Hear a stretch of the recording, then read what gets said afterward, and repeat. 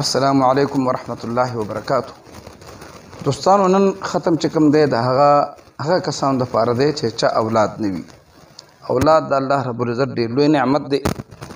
د دې قدر هغه کسانو ته معلوم وي چې د چا اولاد نه وي، نو نن به هغه کسانو ته چې چا اولاد نشته دی او ودونه یې شوي دي، ډېر وخت یې شوی، علاجونه مو وکړي، وظایف هم وکړي او هغې کې داسې څه مسله هم نه وي. بعضې وخت کې خلک ډاکټر یې علاجونه وکړي خو د هغې چې کوم دی رزلټ چې کوم دی ټسټونه یې بلکل صفا راځي.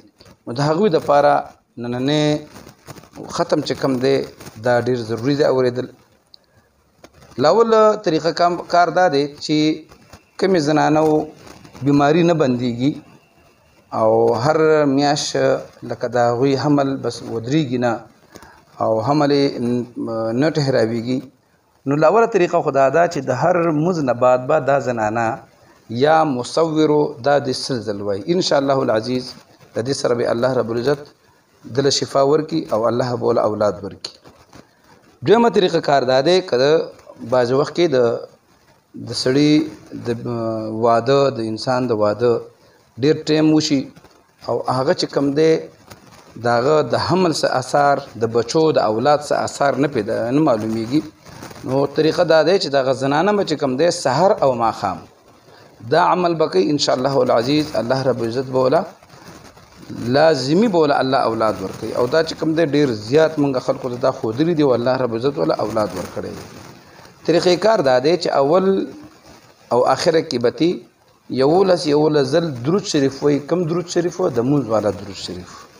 او دې منځ کې به د سوره حشر آخري آیات هو الله الخالق البارئ المصور له الاسماء الحسنى يسبح له ما في السماوات والارض وهو العزيز الحكيم دا به یو ځل ووایي او بیا به یا الله یا خالق یا بارئ یا مصور دا به سل ځل ووایي. انشاءالله العزیز دا چې سحر مونځ نه پس او ماخوستن مونځ نه پس دا عمل چې دا زنانه کوي انشاءالله العزیز الله رب العزت بوله اولاد ورکړي. دا دویمه طریقه شوه. او دریمه طریقه دا دی چې په دې سکرین باندې تاسو ته کوم تعویض ښکاري دا تعویض به راوالی وبلیکئ هم په دې طریقه باندې چې کوم آیات کریمه لاندې لیکل شوی دی او دا بره نقش دی دا به ولیکي، رهبند به یې کړي، چمړه کې به یې وګنډي او د هغې نه پس به یې په غاړه باندې دا زنانه واچوي. انشاءالله العزیز دا اوله طریقه ده د حمل د ودرېدو د اولاد د پیدا کېدو دپاره. انشاءالله العزیز راتلونکي وخت کې به نور هم تاسو ته د ډېرې طریقې شته دی، روحاني علاجونه یې ډېرې طریقې دي، تاسو ته به یې ښیم او ډېر اسان دي، په خپله یې کوئ. انشاءالله العزیز الله رب العزت به تاسو له اولاد درکړي. زما هم دا دعا ده چې الله دې تاسو څومره چې بې اولاده جوړي دي الله دې هغوی له اولادونه ورکړي. السلام علیکم ورحمت الله وبرکاتو.